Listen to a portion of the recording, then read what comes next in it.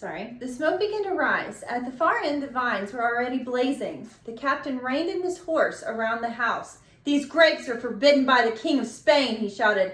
"Only wine made in Spain can be drunk here in the colonies. You cannot make your own wine. You must buy ours. Never forget that you rely on Spain for everything." So here, burning vines. When the soldiers galloped away, the vines were in ashes. Don Miguel's face was white with anger. For years, he had hated the cruelty of the Spanish governors of his home. But the loss of his vines was the last straw. Don Miguel was ready for war. On September 16th, 1810, Don Miguel rang the bells of his church for Mass. But after the celebration, he didn't dismiss them as usual. Instead, he said, "Listen to me. Listen to the truth about those who rule you." And then he told them that their lives were hard because Spain refused to let them be free. "Now is the time for action," he shouted. The Indians and mestizos shouted back, "Long live independence! Long live our America! Death to bad government!" The rebellion of New Spain had begun. Everyone who had heard the speech called El Grito de Dolores, or the Cry of Dolores, repeated to others. Unhappy colonists gathered around Don Miguel. They didn't have many guns or swords, but soon 20,000 new Spanish were ready to march behind their new leader. Don Miguel the priest was now known as Captain General Miguel Hidalgo of the New Spain Army. The mob of mestizos and Indians captured the nearest small town and then marched toward the larger city of Guanajuato. Anyway, okay, so here's Dolores, and there's Guanajuato. And I want to show you what it looks like from above, if it pulls up really fast. Sorry, I'm touching my face. All right, so here are some pictures of that city. Okay, now back to this.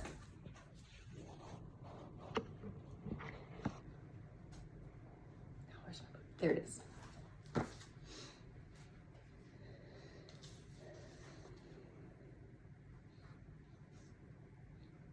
The Spanish governor there refused to see them or take their rebellion seriously, but the mob overran the royal fort, taking over the city's government, and then, furious and disorganized, they killed everyone inside.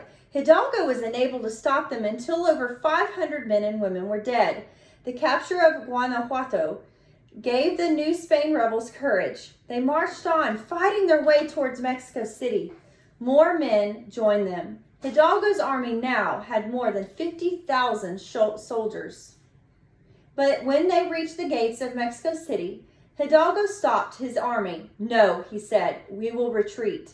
The soldiers couldn't believe what they were hearing, but Hidalgo and his officers turned the army around and went back. Hidalgo, still a priest beneath his sword and helmet, was afraid that his army would charge through the capital city, burning and killing the innocent, just as they had in Guanajuato. Once Hidalgo had retreated, Spanish soldiers marched out of Mexico City and attacked his army. The rebels fought back, but finally were forced to scatter. Hidalgo tried to escape across the northern desert into the United States, but he was caught and put into prison, along with the officers who had gone with him. The other men were shot for treason at once. Don Miguel Hidalgo was a priest, so the Spanish army couldn't execute him. So I'm going to stop really quick. So here's the New Spain, here's Dolores, Guanajuato, here's Mexico City. All right. First, the church would have to give its permission. The Roman Catholic Church agreed to consider the case, but the Spanish governor of New Spain lost patience. "I'm not waiting any longer," he snapped. "Find a bishop who will unpriest this priest." So his aides found a bishop who agreed to defrock Hidalgo. When a priest is defrocked, a church authority declares that he isn't a priest any longer. Then Hidalgo was taken from his prison cell and beheaded. Miguel Hidalgo hadn't made New Spain free, But he's still remembered today.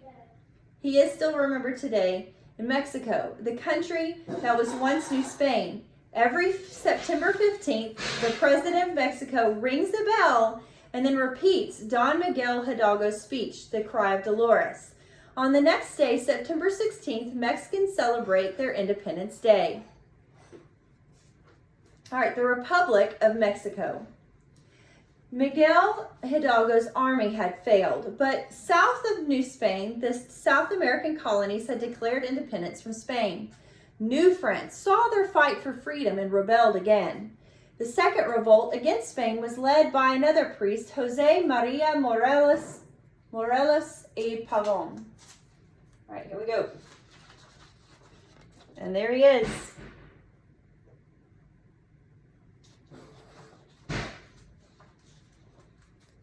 I'm going to play some Over Hill.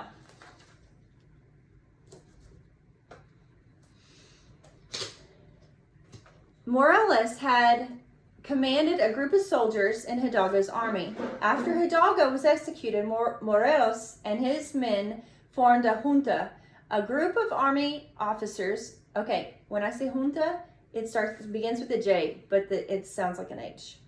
A group of army officers who claimed to be the true rulers of New Spain. This junta wrote a constitution for New Spain, which they called simply America. The constitution said that all men of New Spain, whether Creole, Peninsular, Indian, or Mestizo, would be equal.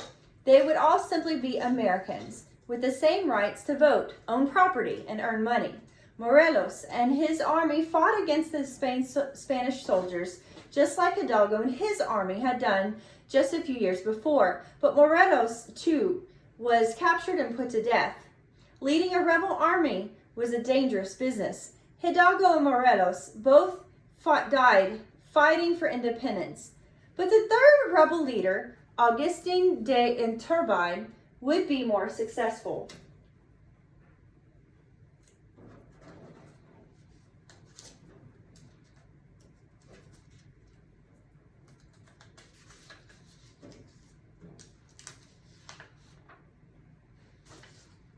All right, so I am not sure. Oh, here we go. Pavon was a Mexican Roman Catholic priest, a revolutionary leader who led the Mexican War of Independence movement, assuming its leadership after the execution of Miguel Hidalgo. And there he is. All right, and check out that ward. It's Laureate Cross of Saint Ferdinand. Now, that'll come up in a minute.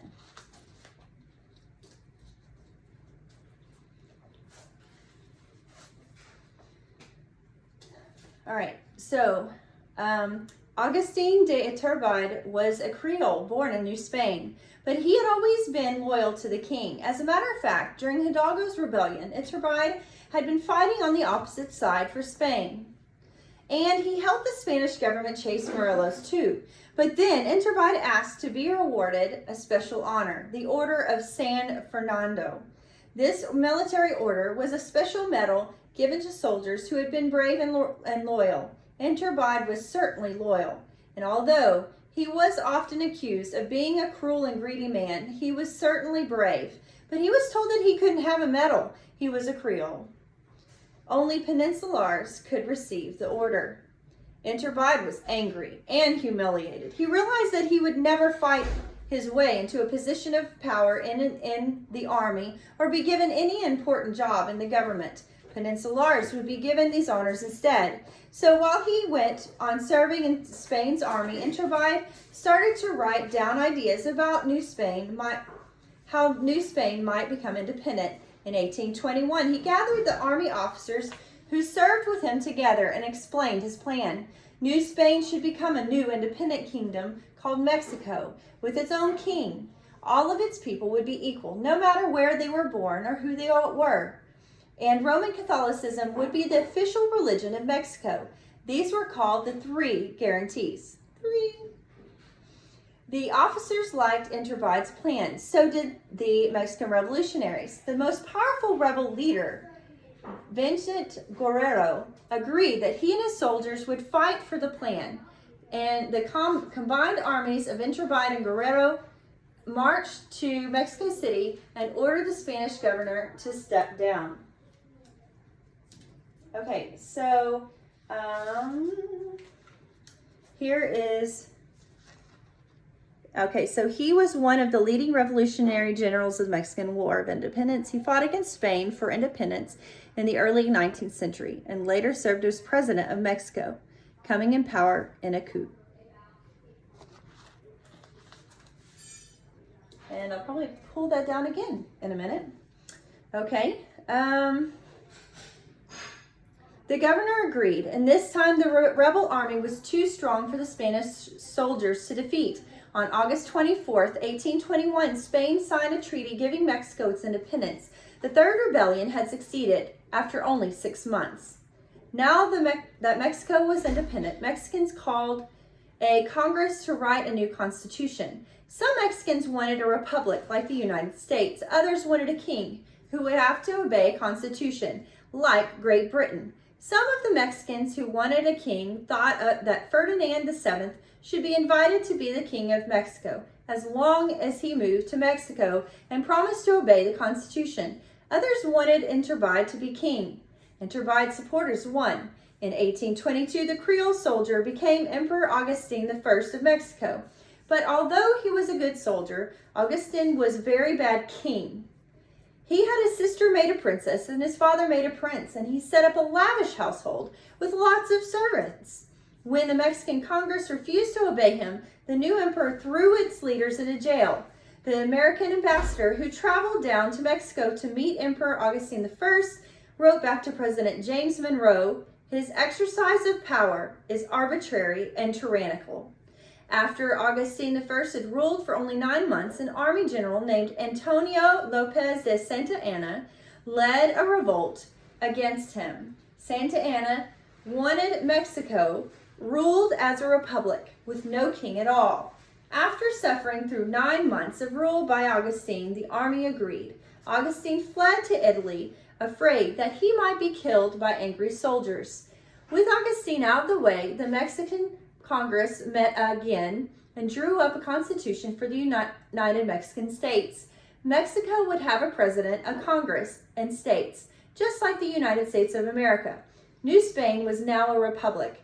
Augustine Iturbide never had a chance to live in the Republic of Mexico. His enemies, pretending to be friendly, told him that the new constitution wasn't very popular. "The people are restless and unhappy," they said. "If you return now, you'll be welcomed back and given your throne again." At these words, Augustine came running from Italy, but when he arrived in Mexico, he was arrested at once and then put to death. So, here is Antonio Lopez de Santa Anna. All right, one last quick piece of information. You can send me through email and text, but it might be easier for me to keep up if your parents took a picture of your bingo card and sent it to me. I will also send a link of the Mexican hat dance. If you find a version that you love, show us your moves. Just for fun, you can get extra tokens or tickets or something. I don't know yet. Token for sure. Or 2. It doesn't have to be great. It's just for fun. No worries on how that comes out. And have that sent to me. Don't worry about making it longer than a minute or 2 because it won't send to me as easily. Anyway, and even if for some reason we don't end up meeting in the classroom as a group, I will still take in. We will still get together on, even if I have to do an online,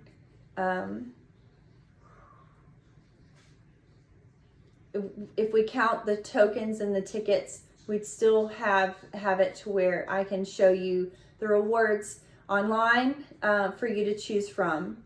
So don't worry about thinking you're going to waste your time on earning tokens and points. Anyway, hope you have a really good week and stay safe. Bye.